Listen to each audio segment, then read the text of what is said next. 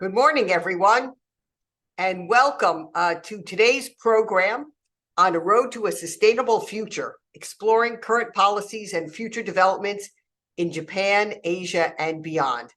I'm Sherry Goodman. I am a former Deputy Undersecretary of Defense for Environmental Security in the United States, as well as Secretary General of the International Military Council on Climate and Security and a Senior Fellow at the Woodrow Wilson Center in Washington, D.C. It's really a pleasure to be with all of you today in every time zone from which you may be joining us. So welcome. A stable, reliable, and accessible energy, touches all of our lives. And we live in a time of a great energy transition. We are under climate threats and challenges every day.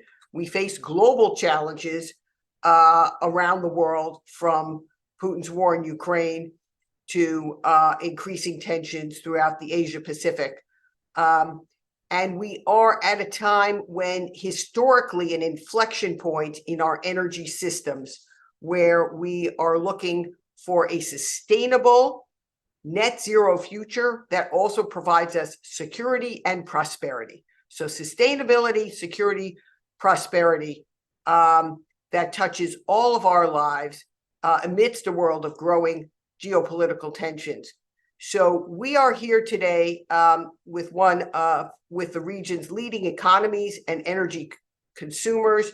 Japan has been active in developing energy policy domestically and for the region as a whole, and has an ambitious zero emission target by 2050. And it has at the same time launched comprehensive energy initiatives like the Asian Energy Transition Initiative and the Asia Zero Emission Community, so that it looks for a variety of solutions throughout the region. This is extremely important as we look for our net zero and sustainable future. And I am very pleased that we are joined by a great group of panelists today from across the region, who are going to share with us both the global context in which the energy transition is occurring, and then we're going to look at some of the regional forces and the country-specific forces. Specifically, how is Japan and the other countries making that green transition? How is Japan working with other countries in terms of energy security, technology, and financial support? And how do our partners realize economic growth and sustainability at the same time?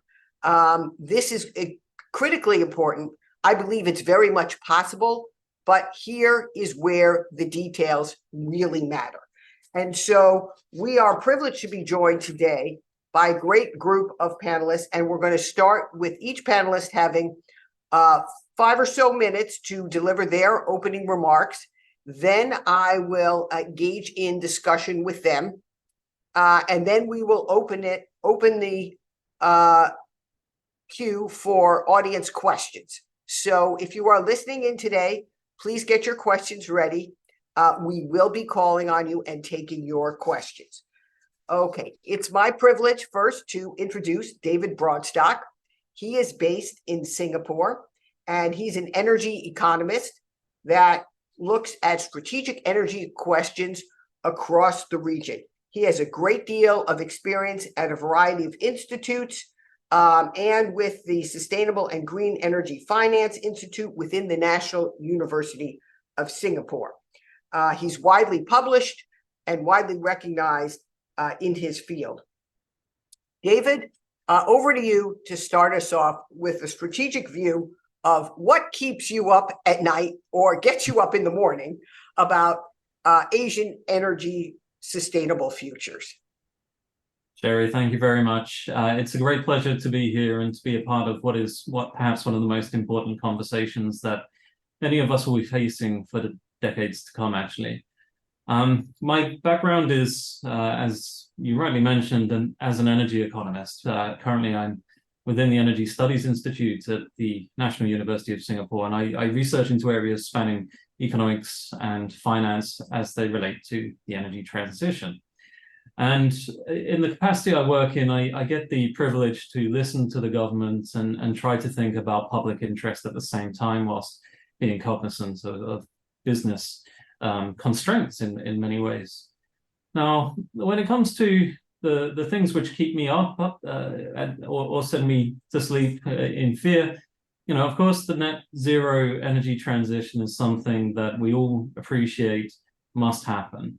And we are now at a point in time where we talk about achieving net zero by 2050, and this is creeping up closer and closer on a day-by-day basis.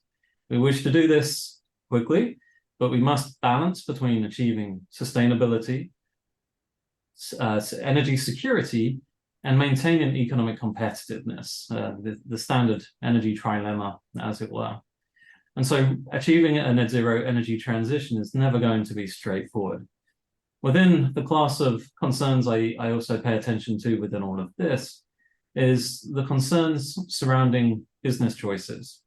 There are many companies, in fact, many countries, with assets that we have thought of in the past as being the fuel for the economy, oil, gas, and other resources. And these are going to quickly become highly stranded assets. In fact, I think they may already be becoming stranded assets in many cases. And of course, we all talk about that as a concept. But there's the practical reality of when do they actually become stranded assets. And so there's many issues which follow from this. We have companies that do wish to make transitions, whether purely private or whether somehow partially or even totally state-owned. And in making an energy transition, one really needs to question, how do you deploy finance to actually lubricate that transition for these companies that currently today are specialized in the use of fuels which are very much within a sunset industry. But we want them to use their infrastructure and their expertise in deploying energy resources to be able to help guarantee a more efficient deployment of future energy resources as well. And these are particularly interesting contradictions. The government can play an important role in facilitating what happens within an economy. And with this in mind, I pay a lot of attention at the moment also to hydrogen markets, which are rapidly developing. I know my colleagues on the panel here will have a lot to say about hydrogen markets.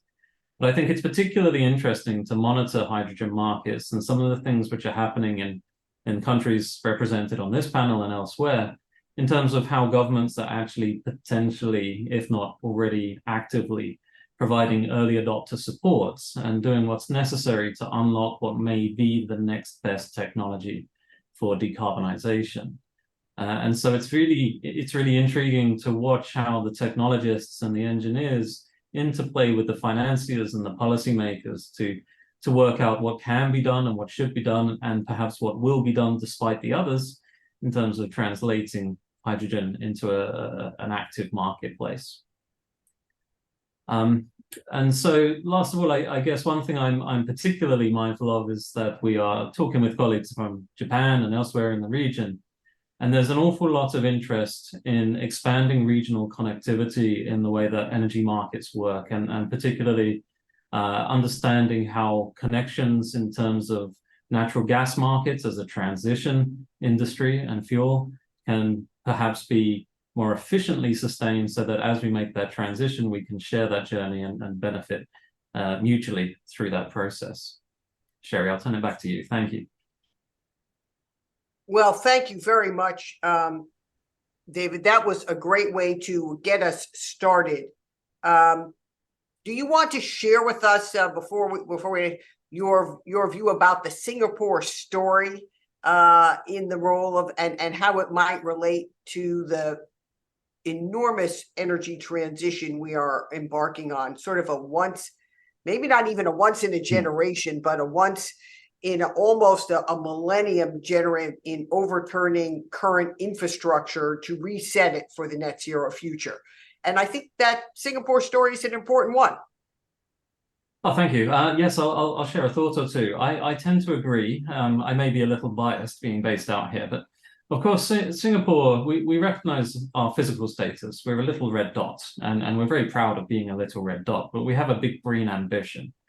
And through the way that our economy has evolved, through the way that the institutions have formalized in recent decades, and through the prominent position we maintain in shipping routes, one of the largest shipping hubs in the world, and one of the most successful financial sectors in the world as it stands today, we have the ability to stretch our reach beyond that which the size of our economy might initially suggest feasible.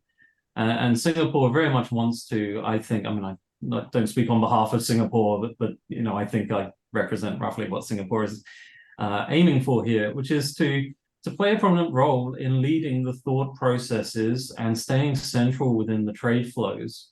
We don't want to lose out on our position as a major trade hub, but at the same time, we cannot sustain that trade on the basis of hydrocarbons, which is been something that we perhaps have been quite central in within recent years.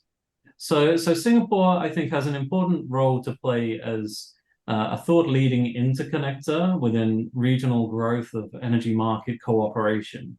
But we can't do it alone. We certainly need the other people, other nations represented here at this table, and those which are not as well. And so partnering together with those in Malaysia, with those in Australia, with those in Japan, that's something we are actively doing through multiple agreements. Well, that is a great segue to our next speaker, Siti Mustafa, who is joining us from Malaysia. Siti is an academic and senior research fellow at the Institute of Energy Policy and Research, and has a great deal of experience in this area. She's also worked with the Malaysia Green Energy Technology Corporation. She's done in-depth assessments both on the policies and mitigation actions for the energy sector, and looked at greenhouse gas inventories and mitigation chapters for the energy sector of the Third National Communications to the UNFCCC. So she's got a great deal of experience both on the energy and the climate side, and working in Malaysia along with developing countries. I want to turn it over to you, CT, to give us your view on the transition from where you sit in Malaysia and as representative of the developing countries this morning. Thank you and welcome. Thank you, Sherry, for the introduction. Good evening. Just let me say that I'm pleased to be here along with the other eminent speakers, talking about the current policies and future development to a sustainable energy future. So in this context, I want to emphasize the importance of energy transition policies and development, especially for developing countries like Malaysia in achieving the Paris Agreement and also the net zero goals by 2050. So I have 3 points to highlight. First, the underlying objective that drive the energy policy planning. Second, the future development of the energy transition policies. And third, I will highlight on the significance of the international collaboration in supporting the energy transition initiatives. So on the first point, I think everyone would agree that when it comes to energy, we face a trilemma. So David also mentioned about this. And the trilemma is actually to balance the 3 crucial aspects: the energy security, the affordability, and environmental sustainability. And striking this balance is vital for creating a sustainable energy landscape. In Malaysia, the national energy policy has revolved around 3 key aspects: the energy supply, energy utilization, and environmental concerns since 1979. And last year, on 19 September, the Malaysian government unveiled the new energy policy, the National Energy Policy from 2022 to 2040, aiming to transition the country into a low-carbon economy. And the new energy policy planning has enriched the existing policy objective, aiming to enhance the macroeconomic resilience and energy security, achieve the social equitability and affordability, and ensure environmental sustainability. So by pursuing these 3 policy objectives simultaneously, so we aim to improve the availability, affordability, efficiency, and responsible stewardship of energy services for all people in the country, which involve responsible management of resources in energy production and consumption. So as we move towards a low-carbon future, this energy transition policy becomes very crucial. So it is not just about finding the alternative for energy sources, but it requires a fundamental transformation of the entire energy systems. So we must change how we produce, distribute, use the energy, embracing the innovation and sustainable practices for a cleaner and more resilient future. So that brings me to the second point on the development of energy transition policies for a sustainable future. So you see, Malaysia is a prominent player in the ASEAN region. So we are expected to face a significant surge in energy demand and population growth by 2050. So to tackle this challenge and embrace a sustainable energy system, we have devised the Malaysian Energy Transition Outlook. So with the support of ARENA, so this comprehensive report highlights the potential for achieving the net zero goal through a strategic emphasis on affordable local renewables. So electrification and energy efficiency in all demand sectors is becoming increasingly important to realize the net zero goals. So decarbonizing the electricity generation sector currently reliant on coal forms a critical aspect for this transition, and fuel diversification is the key. In this transition, we have set ambitious targets to boost renewable energy capacity. Our goal is to increase the renewable energy installed capacity from currently 25% to 40% by 2035 and to 70% by 2050. It's a very huge increase. And solar photovoltaic plays a leading role in this transformation, and we are also tapping into our diverse bioenergy potential to enhance sustainability. To integrate a high share of variable renewable efficiently and affordably, it is crucial to enhance the system flexibility and invest in assets such as demand response, application, and storage. And this means substantial investment in the power sector and grid projects in Malaysia. Like in many other countries, Malaysia recognized the importance of deep decarbonization technology, such as CCUS, green hydrogen and ammonia, especially in the power and upstream sectors beyond 2035. So we have established various MOUs agreements between Malaysian and Japanese companies as well as other countries to strengthen our capabilities in these technologies. So despite the promising aspect or prospects, there are still significant hurdles in investing and adopting these technologies. So market barriers and reducing government spending on fossil fuel subsidies pose challenges. So moreover, to comply with the global green standards is increasingly crucial to remain competitive as a trading nation. So to overcome these challenges, government and policymakers need to continuously address the market barriers by implementing supportive policies and providing incentive for renewable energy development. So that brings me to the third point. Despite the green technology and the green financing, I think bilateral and international cooperation are indeed crucial for supporting the energy transition, enhancing global supply chains, and fulfilling the ESG commitment. Japan plays a significant role in promoting this clean energy investment in collaboration in Southeast Asia, especially in Malaysia. So initiatives like AETI and also AZEC are expected to drive collaboration focuses on developing this green hydrogen and ammonia value chains, expanding the RE, utilizing the biomass and implementing the CCS technologies, as well as promoting the LNG projects.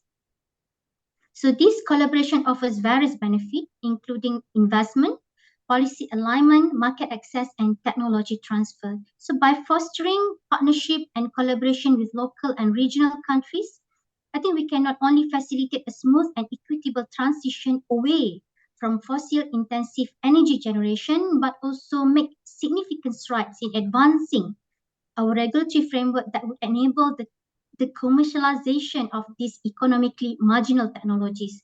So above all, a successful energy transition must prioritize justice and inclusivity. It is imperative that no one and no country is left behind during this critical transformation. In all cases, countries will need to design and implement their energy transition policy to suit their local needs and contexts, prioritizing action that benefits the people while supporting the local economies, infrastructure, infrastructure needs and protecting the environment. By collaborating and ensuring equitable access to resources and technology, I think we can collectively achieve a just, inclusive, and sustainable energy future for all. I think I'll stop here, Sherry. Thank you. Thank you, Siti. That was masterful. Terrific. Just thank you so much. Very rich in context, details, in a very strategic context. Well, let's turn now to Mr. Terazawa. I might call you Tatsuya. And we are very privileged to have you here as chairman and CEO of the Institute of Energy Economics in Japan. He has a great and deep and impressive background working on pathways to achieve carbon neutrality, but working both in and out of government over many years, serving in many important ministries, playing a crucial role in many summits, and being a key advisor to many, many parts of the Japanese government. But I would say for my purposes, I also know we've been on a panel before. I think we were at Harvard at around the same time.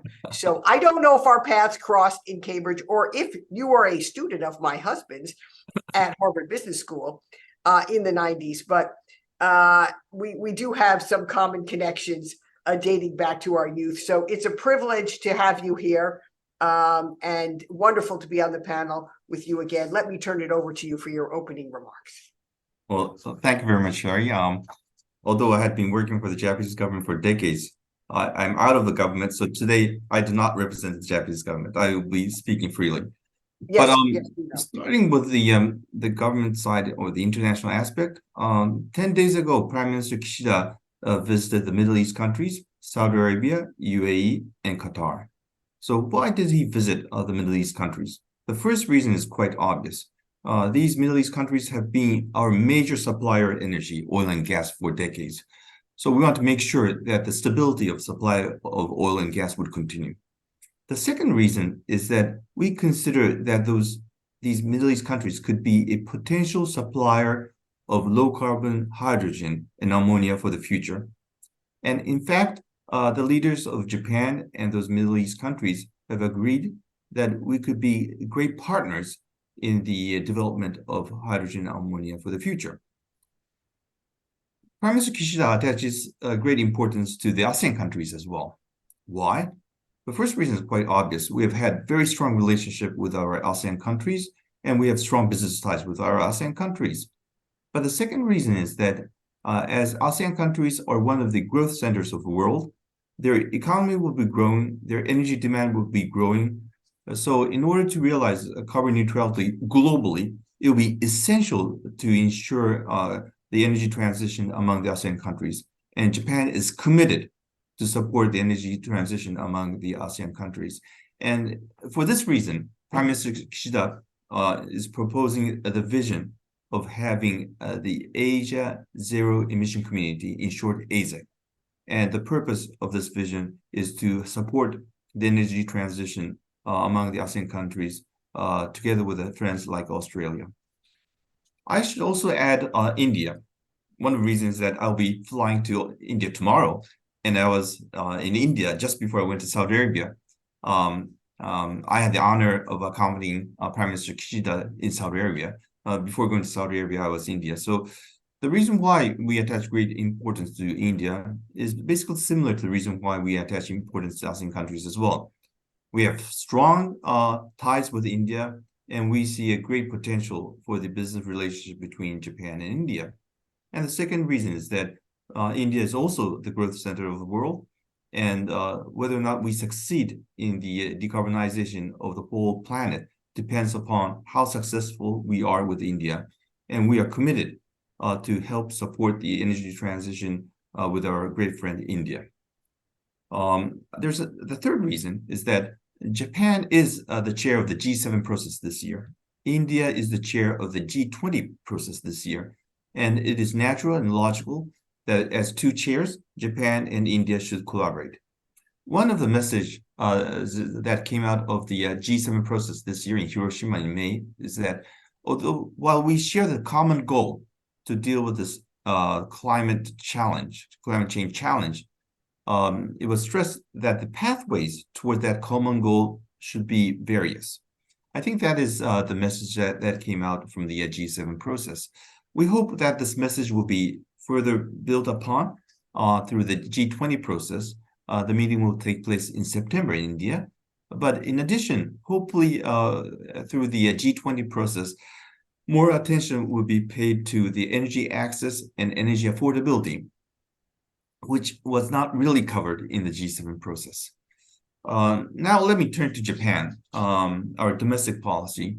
Prime Minister Kishida announced his GX roadmap. GX stands for Green Transformation roadmap back in December last year. It is a comprehensive set of policies to transform our energy and our economy. In the interest of the time, I would just highlight 8 points quickly. The first point is that the goal is to realize a total of 150 trillion yen.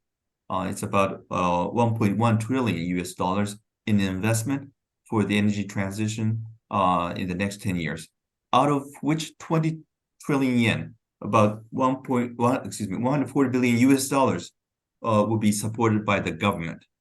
And this government spending or expenditure will be financed by issuing GX bonds, the green transformation bonds.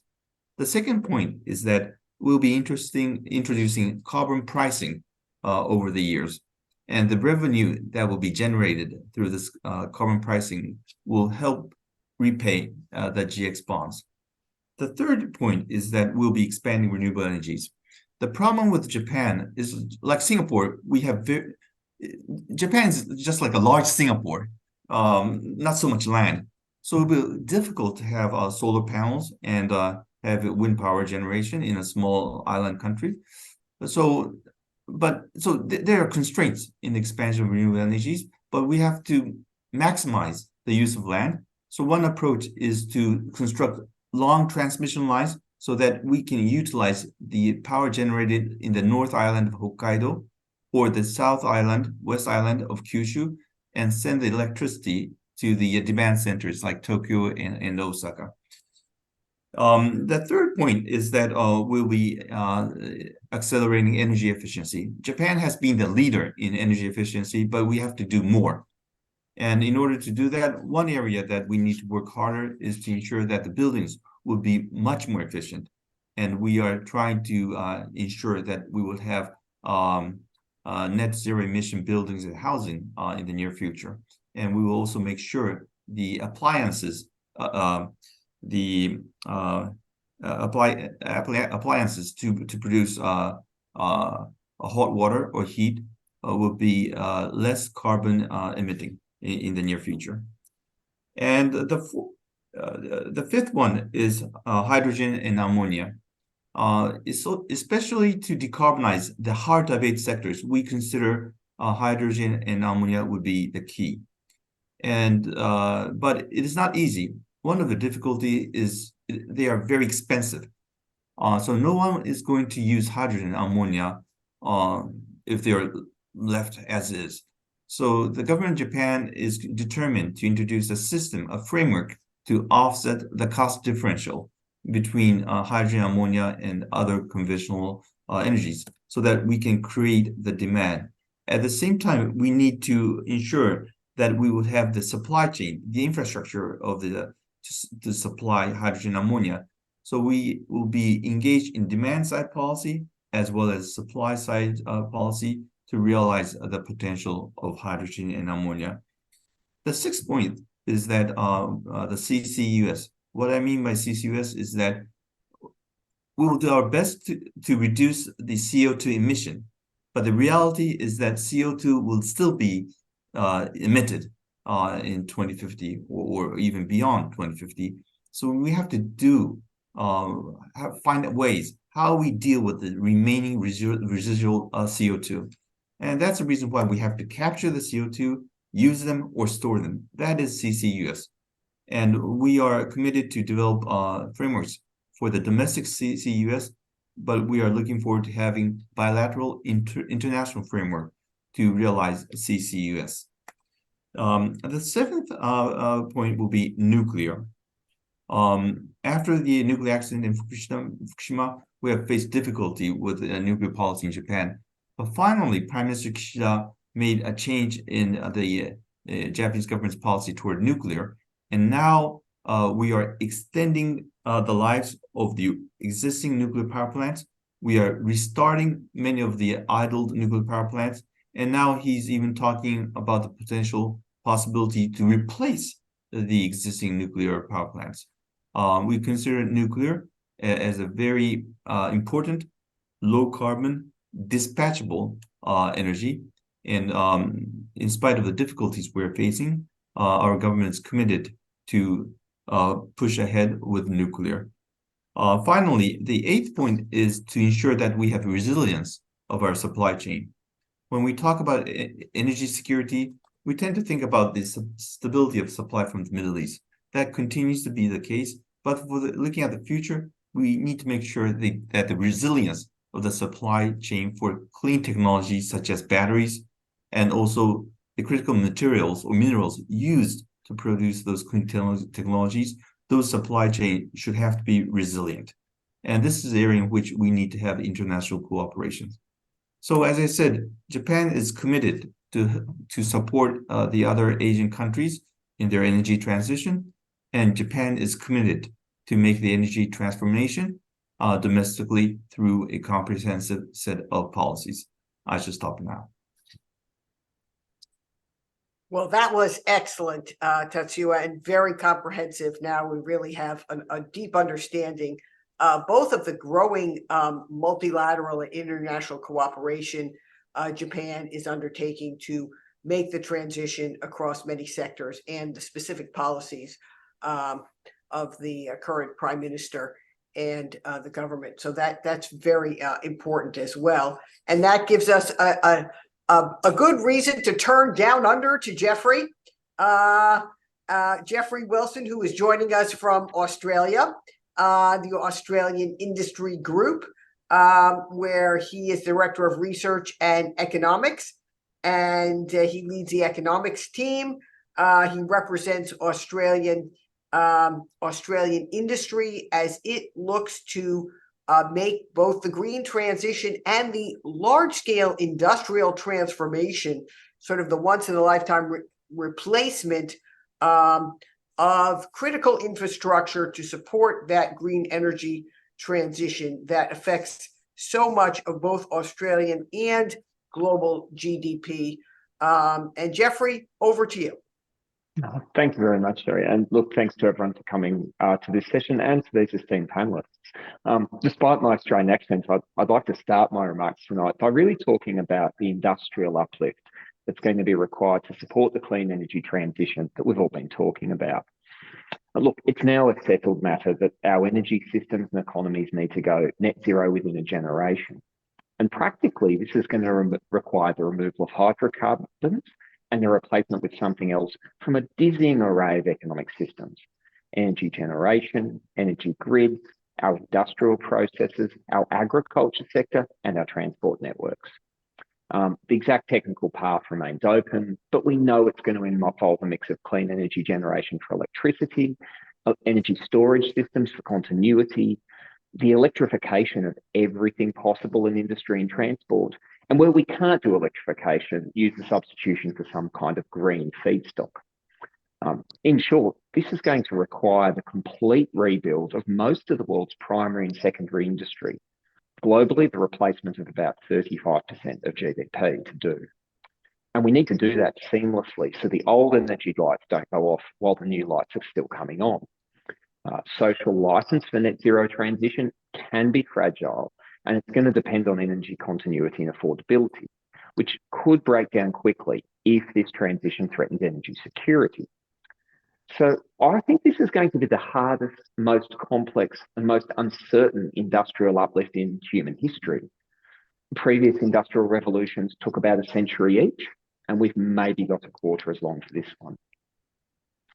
Now, governments have belatedly turned policy attention towards the challenge, as we've just heard, but ultimately it's the private sector that needs to deliver most of it.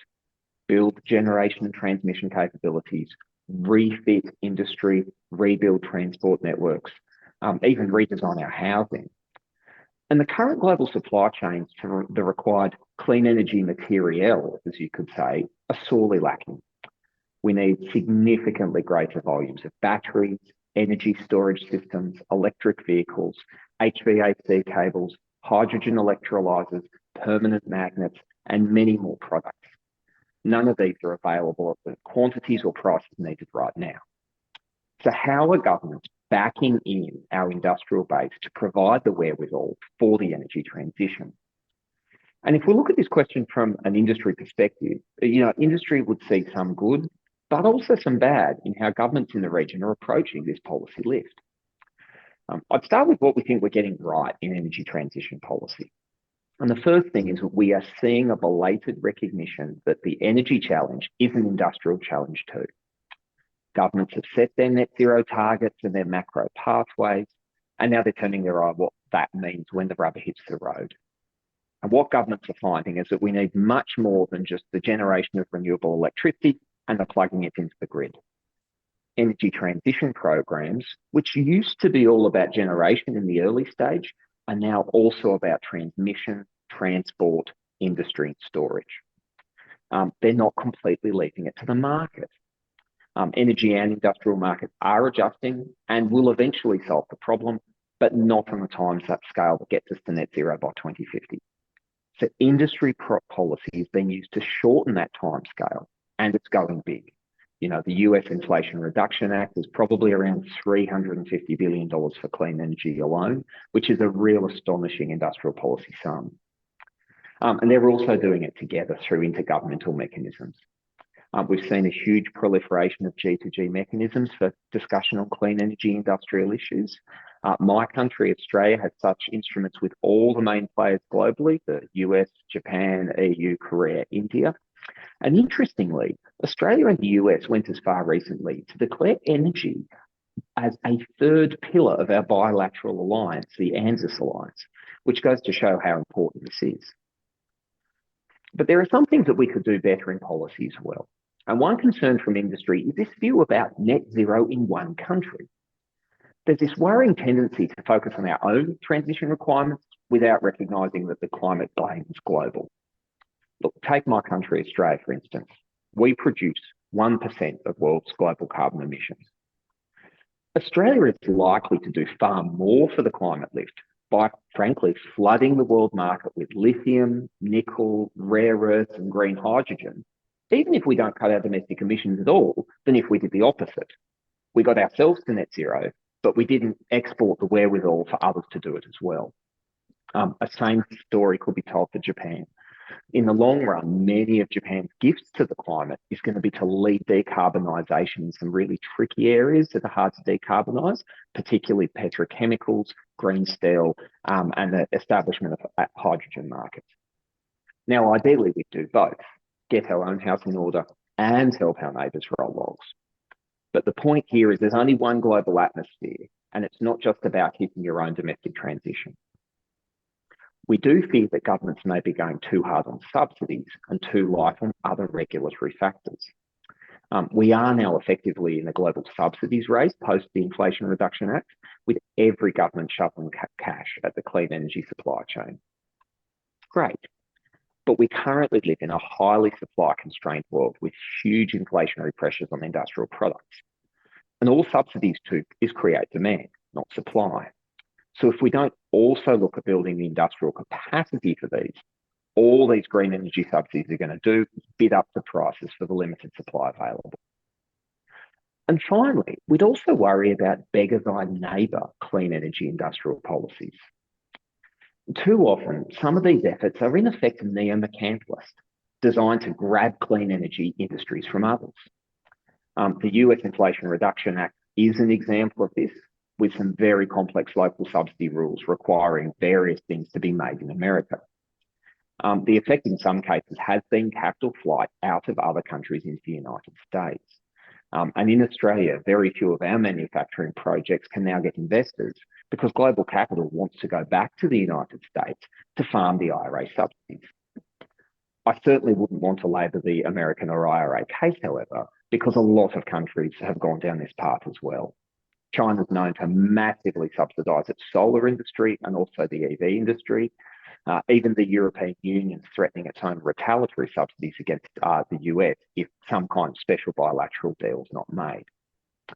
But the underlying question here is, do our clean energy subsidies actually lead to faster industrial upgrading and transition than would have been the case? Or are they just shuffling the deck chairs within existing value chains, grabbing this transition quicker off others that might otherwise be insecure, unsustainable, and underscaled? Hopefully that's some useful food for thought, and thanks everyone for your evening. Well, Jeffrey, thank you very much. Very well stated, a little bit provocative, but that's what always makes for a good discussion. So let's jump right into that. And I think let's start with sort of breaking down this question as we move through the energy transition. I'm going to sort of start where Tatsuya left off on supply chains, and not just supply chains for minerals and materials, as Jeffrey talked about Australia providing so much of to the world, but the whole shift in all of the energy supply chains, starting with you, Tatsuya. You said recently you were in the Middle East because the supply chains now for gas and oil has shifted from Russia more to the Middle East for the Asian economy. And can you talk about about your overall perspective, both on as we make the transition from fossil fuels into more net zero or lower carbon energies, how these supply chain needs, both within Japan and more broadly within Asia, need to shift? And then CT, I want to come to you for your comment on that from a developing country perspective. Well, when we look at the supply chain challenges, we have to look at two aspects. One is the supply chain challenge of the existing conventional energy, and the other would be the new energy as well. When I talk about the conventional energy, what I mean is that as Russia's invasion into Ukraine has shifted the energy supply away from Russia, the relative importance of Middle East is going up and up and up. And that's the reason why many leaders from the world, not just Japan, are visiting Middle East. And just giving you a figure, this year marks the 50th anniversary of the first oil crisis back in 1973. 50 years have passed. At the time, Japan was heavily hit by the disruption in the supply of oil. But at the time in 1973, before that crisis, our dependence on Middle East crude oil was like 77%. We have lowered that after the first oil crisis down to 67%. But what we experienced after the Russian invasion into Ukraine was that our dependence on Middle East crude oil went up to 96%, 96. And that shows how much we are dependent upon Middle East crude oil. And this is not just for Japan, this applies for Asia as well. And it will have a global implication as well. The reason is that with so much pressure against investment in fossil fuel among the Western companies, the new investment for oil and gas will be much more concentrated among the Middle East. So while the total demand for fossil fuel like oil and gas may decrease, the percentage, the ratio of Middle East as a supplier of oil and gas will go up. So this is the supply chain risk we have to think about of crude oil and gas. Another aspect of this challenge is that this energy transition would take a long period of time. And this long period of time, fossil fuel would continue to play a significant role for the long transition. The problem we see is that there's a pressure to stop all the investment and financing for oil and gas. This could result in the potential shortage of oil and gas during this long transition period of time. And if we have a shortage of oil and gas, and that could result in occasional energy crisis throughout this transition.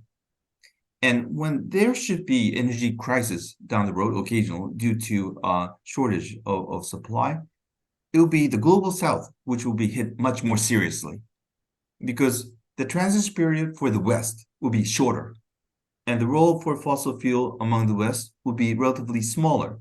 So even if we should encounter energy crisis down the road, the impact on the advanced economies would be relatively modest, but the impact on the global south would be much longer, much deeper. So that's another aspect of the supply chain risk we're facing with conventional energy. So we have to manage this transition very carefully, make sure that we can diversify the supply from Middle East, and make sure that we have stockpile of reserves to deal with contingency, and make sure that there will be sufficient amount of investment to ensure sufficient supply. That's for conventional energy. For the new type of energies, like the batteries and solar panels and so on, as I stressed, there's a potential that we may encounter a much more dependence on a single supplier compared with our dependence on Middle East for crude oil. So that's the dependency, which could expose us to vulnerabilities. So this is something that we need to work very hard to ensure that we have resilience in the supply chain for the new clean technologies, including the batteries and solar panels and all the critical minerals necessary for those processes. So these are the two challenges, conventional and the new supply chain challenges.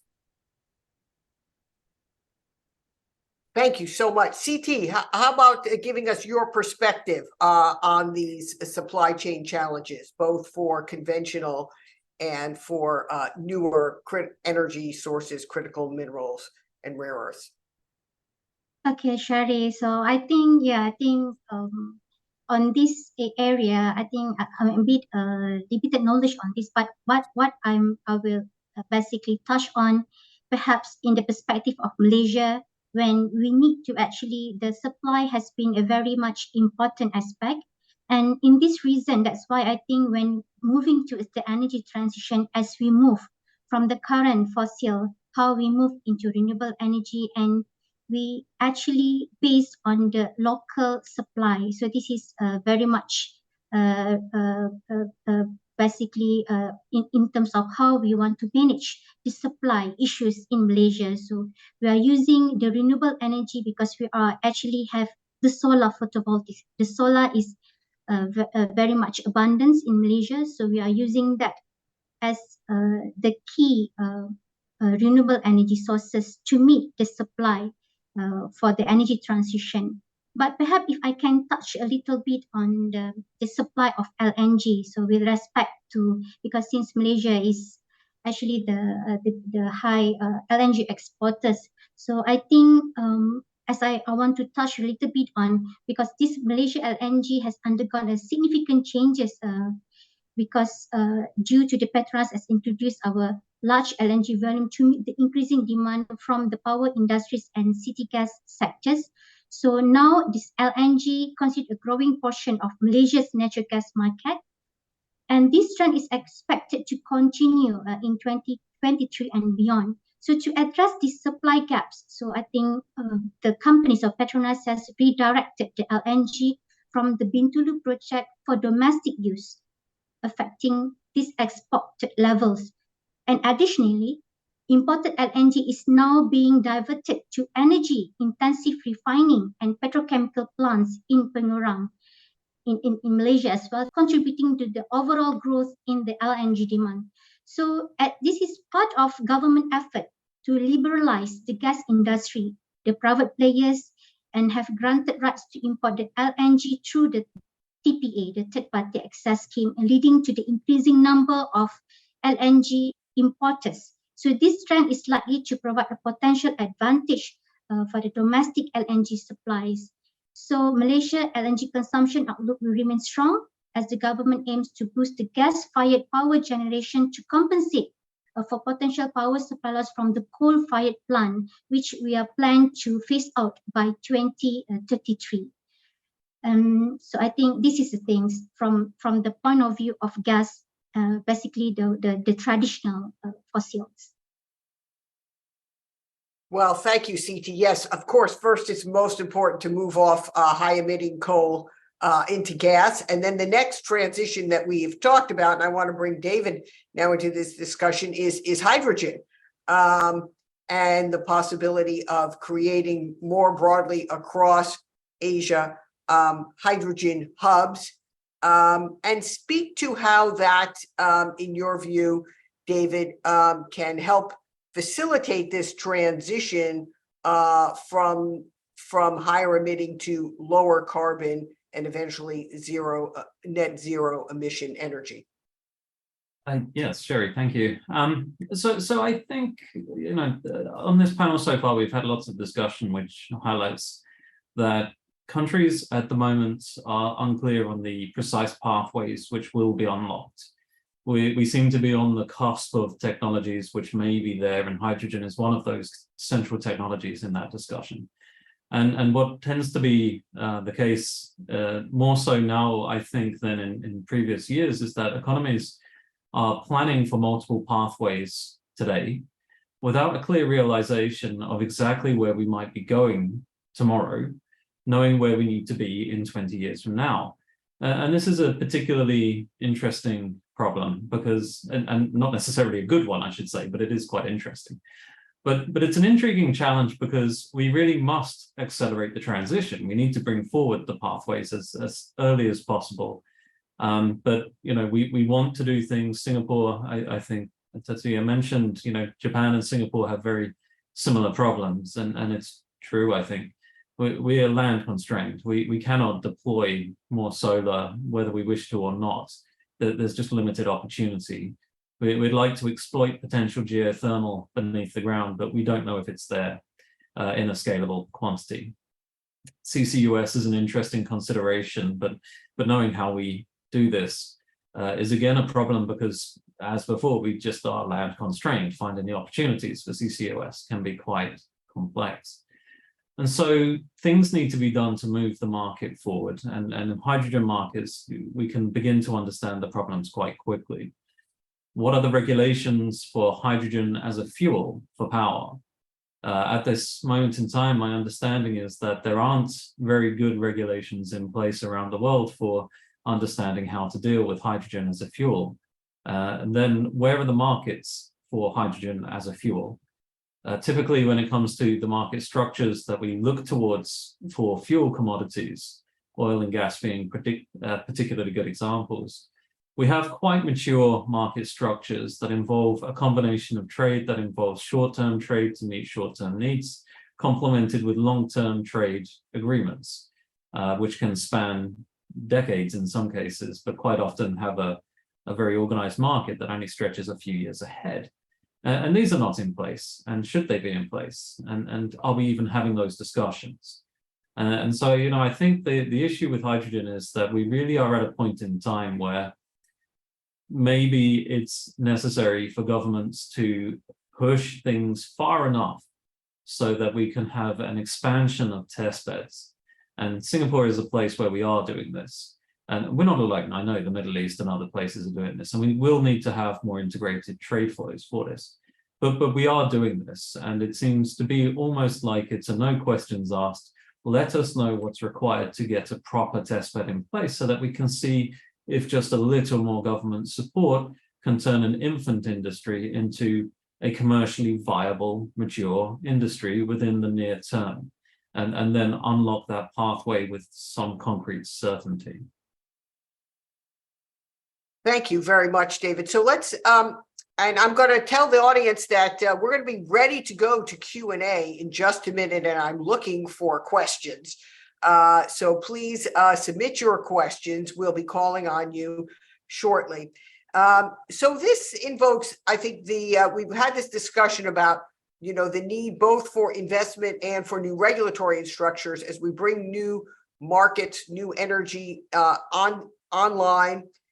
We create new systems, new energy flows, and Japan is building this Asia Zero Emission Community with partner countries.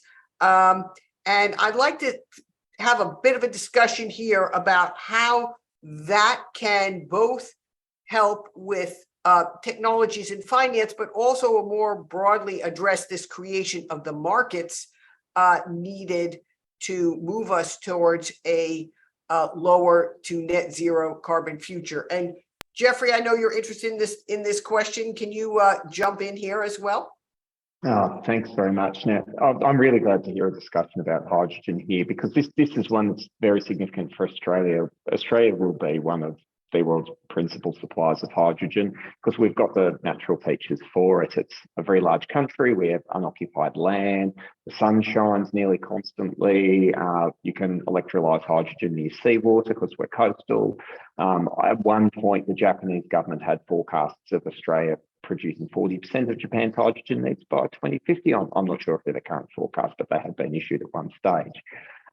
But creating a market for a product that doesn't exist and generating investment in it has proven extremely difficult despite Australia's natural advantages. And this is where an issue of subsidies comes in. So there are Australian government subsidies for this, sponsored contracts for difference being offered, other from customers as well. But we have no electrolyzers. So if you make hydrogen, you have to electrolyze an electrolyzer unit. And at the moment, the principal project proponent in Australia, a company called Fortescue Future Industries, is the first industrial activity is not to make hydrogen, is building an electrolyzer factory, because they literally have to build their own gensets before they can even get to hydrogen.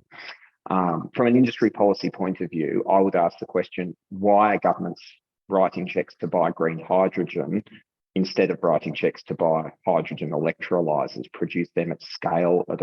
The price for those units will have to come down to a 10th or a 20th of their current cost. They're in tight supply because everyone wants one.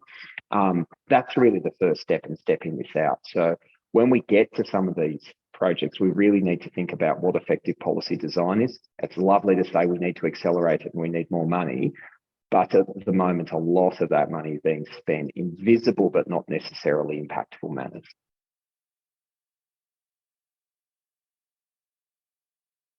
Great. That's super super important. Thank you very much, Jeffrey. So now we're going to turn to some questions from the audience, and let's start with. Do you think that the push for sustainable approaches to development is in some ways unfair to the developing or least developed countries?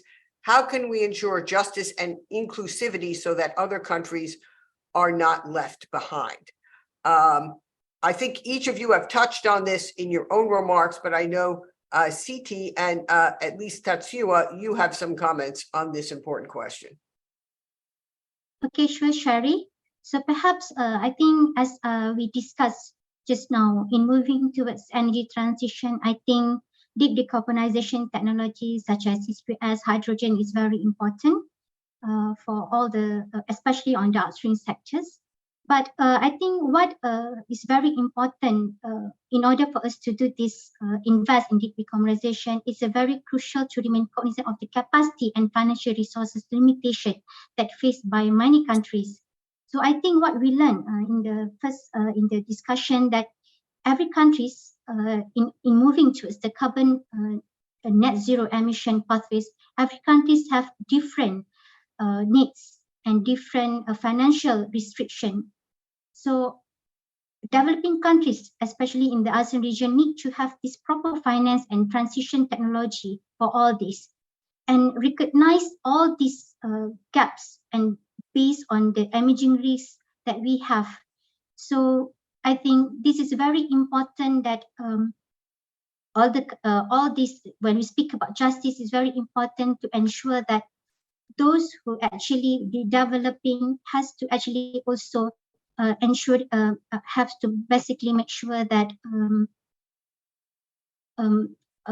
all this technology, how the financial is actually the issues, and how to actually to ensure justice. For example, giving you an example, for example, when we speak about having this kind of energy transition, and for example, if we have certain during the pandemic, for example, Malaysia, in the case that we have actually Malaysia's energy import and energy trade balance were affected by disruption in all these supply chains.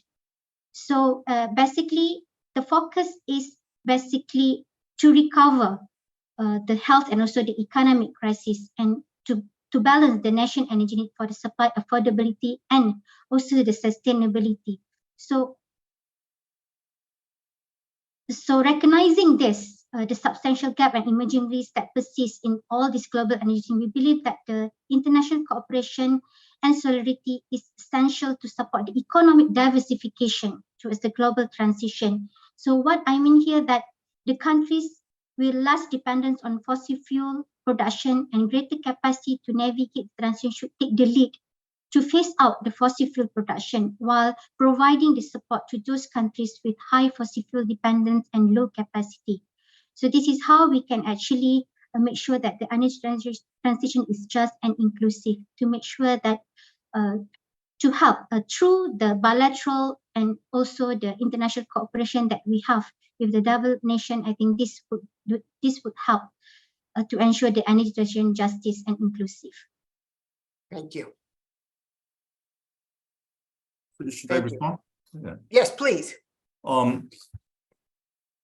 During the discussion at the G7, what was interesting is that it was 6 versus 1, 1 being Japan and 6 being the Western countries. And the basic argument from the other 6 was that the crisis is the climate change crisis. That is the crisis. And that crisis was mentioned many times in the communique for the G7. But as I said, there was very little reference made to energy security and almost no reference made to energy access or energy affordability. And I think that shows the division between the West and the global South. And if we are to succeed in truly decarbonize the whole planet, we need to make sure that we can win the hearts and souls of the global South. And to do so, I think we have to be to recognize the differences that the people from the global South, including the ASEAN countries, are seeing vis-a-vis what the West is seeing. A number of differences. The West is matured, not growing that fast, but the ASEAN countries, for example, are growing very fast. In fact, the size of the economy in 2050 compared with 2020 we expect to be 3.8 times larger than what it is in 2020. This would result in a dramatic increase in the demand for energy. And you have to think about the rising living standards among the ASEAN countries. So the energy demand will be exploding in the ASEAN countries in India. That's very different from the West. The energy demand is shrinking. And compared with the markets in which the energy demand is exploding, the approach should be different. And looking at the infrastructure for the power, for example, coal-fired power plants for the West, basically they're old. For the Asian countries, they're very young. So when you have a very dramatically growing energy demand and a very young coal infrastructure, the approach will be very different. So I think we should recognize the difference between the West and the global South. And the West should do what they have to do, but also help the transition for the global South. The only support, frankly, we're seeing from the West is that if you shift from coal to renewable energies tomorrow, we will support. But otherwise, there will be no support. But the transition for the global South will be much longer in multiple stages. You may not reduce the CO2 from 100 to 0 right away. But if it's 100 to 50, that's a 15% improvement. And we consider Japan that 50% reduction is worth supporting. But some people from the West consider that as long as they're not 0%, it's not worth supporting. And I think that is the division we are facing.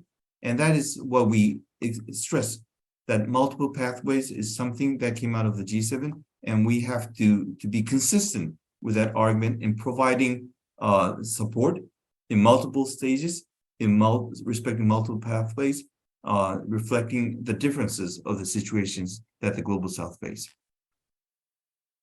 Well, thank you for that. And if I could take the moderator's prerogative and as the American on the panel, I want to say associate myself with those remarks, because I do think it's very important for the developed countries, the United States in particular, to also working multilaterally and internationally to support the transition and lifting all countries, particularly in the global South, out of energy poverty, enabling movement into more energy access, energy affordability, and ultimately sustainability. And yes, of course, from coal to cleaner coal to CCS coal to no coal is obviously ideal, but that's only one energy source. So now we've been talking about the hydrogen economy, but I want to ask a question about nuclear.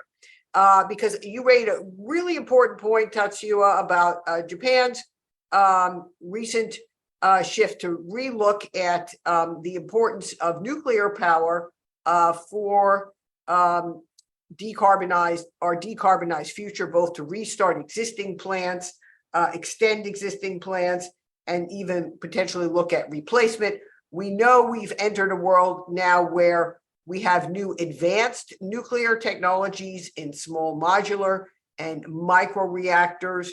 And if we're going to have reliable baseload power into the future, nuclear is going to have to be part of the mix in many parts of the world. And we need we need, many countries who can safely produce nuclear power to be able to do so with advanced technologies. So I'll start with you, Tetsuya. Maybe you could tell us about what Japan's specific goals are, and then I would invite comments from our other panelists on the role of nuclear in the future energy mix.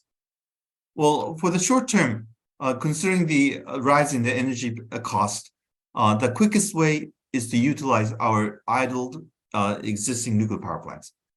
Because the capital expenditure is already there and the nuclear fuel are staying there. So the additional cost will be nearly zero in utilizing or restarting the existing nuclear power plants. So it is quite clear, I think, logically, to restart the nuclear power plants and to extend the lives of nuclear power plants as long as the safety is proven. The big question is about the future role of nuclear. Whether or not we will be replacing nuclear power plants. This will be a much bigger, more difficult question. But as Sherry suggested, that we'll be pushing for renewable energies. But the difficulty of most renewable energies is that they are intermittent. Especially for solar, you have it during daytime, especially if you have fine weather, but you have nothing if it's cloudy or in the nighttime. And that would require either a massive energy storage or a zero carbon, low carbon baseload. And energy storage, especially using batteries, will be very expensive and would consume a lot of critical minerals. So while we'll be using batteries, we cannot depend solely on batteries. We need to have a baseload, clean, low carbon energy, which we believe would be nuclear. And I think this will be the conclusion that many countries would be reaching if they go through logical thinking. In Japan, facing that nuclear accident in Fukushima, we had so many psychological impediments to get into discussion. But I think we are coming close to the conclusion that if we are to realize carbon neutrality, if we are to realize energy security, we would have to have at least some significant portion of our energy mix through nuclear. And we believe that will be applicable to many of our Asian countries. And it would have been much difficult if the option were just large-scale light water reactors, which would require massive amount of capital. But with the introduction of small modular reactors, SMRs, I think we would have much greater range for options for many countries, including our ASEAN friends. So I think it is time to consider the option of nuclear, especially SMRs, among our Asian neighbors as well. Great, thank you. Does anyone else want to comment on that particular subject? Okay, let me move on to the next question. The EU is often regarded as the environmental rule setter, and what role does Japan have to play in setting standards and the taxonomy for Asian countries? I know, Jeffrey, you've been talking about rule setting, and perhaps David too, so let me ask you both to jump in on this question. Oh, certainly. Thanks very much. And look, I think Japan's had a really interesting market making role recently in the past in my country that's of reference here, which is the seaborne LNG trade. This was made in Japan in many respects, and addressing energy crisis problems that Tatsuya-san was mentioned earlier, but developed an entire set of industries. We needed offshore LNG, we needed compression for that, special container ships that were pressurized that could send it at cost from Australia to Japan, receiving terminals to bring it in on the other side. So there was an entire industrial value chain that had to be built, not just the gas. That's hitherto only been sent by pipeline mostly around the world. In many respects, hydrogen looks like a similar engineering challenge. There's different properties to it. The ships have to be more reinforced. But we can certainly see Japan playing that market making and standard setting role in the hydrogen sector, a major, probably the first major international test project, which is in Australia, supplying some hydrogen to Tokyo Gas. At the moment, just in very experimental volumes for process testing. This is a really useful thing because it effectively creates international standards, international infrastructure. To get to David's point, it sets the foundation of market making that then other players, not just Japan and not just Australia, can come in. And we see a global LNG market as a consequence of an Australia-Japan effort in the 1980s. Could we get that happening again for green hydrogen? And thank you. Yeah, thank you, Sherry. And I'll just build on Jeffrey's comments. And I think we're going full circle as we begin to close out our period in terms of getting back towards things that keep me up at night. So, you know, what's happening with things like the taxonomy is we have a leadership in thinking which has emerged out of Europe. And what's happening with this and related mechanisms, at least in part of the way that I perceive it, is that we're trying to find another way in which we can get economies to capture and actively respond to the role of the environmental implications of our activities through connecting it to supply chains and consumption behaviors. And then when we think about what happens on a global scale, then of course we all benefit from the gains of trade, but then we all suffer the consequences of the incremental costs that might be attached to products and what may come with trade relationships that could become a defining factor in the environmental space if we're not careful. And so with, you know, the taxonomies and then other discussions such as a green economy agreement that, you know, there's discussions between Singapore and Australia and memorandums of understanding and communication between ourselves and Japan and informal discussions with just about everybody else, is that there seems to be a narrative around the idea that to get things moving a bit further forward, it may be useful to think about how we connect the environmental costs of the energy we consume and the embodied energy in the goods we consume inside some of those more conventional trade mechanisms. And so I think this is interesting. I'm optimistic. I think it's a great step forward in that it gives us something to hang on to and work with in a way that we've been familiar with for decades. But at the same time, it runs the risk of bringing us back towards a sequence of mechanisms that we have had interesting challenges and processes of negotiation to often achieve potentially suboptimal agreements that need to be continually rebuilt. So thank you so much, David. I hate to interrupt you, but I'm being told that we need to wrap up now. So I think I'll let your comment stand as your sort of concluding comment. I'll note that Also, very importantly, Tatsuya sort of talked about in many ways the common goals of achieving net zero in a sustainable future, but different pathways.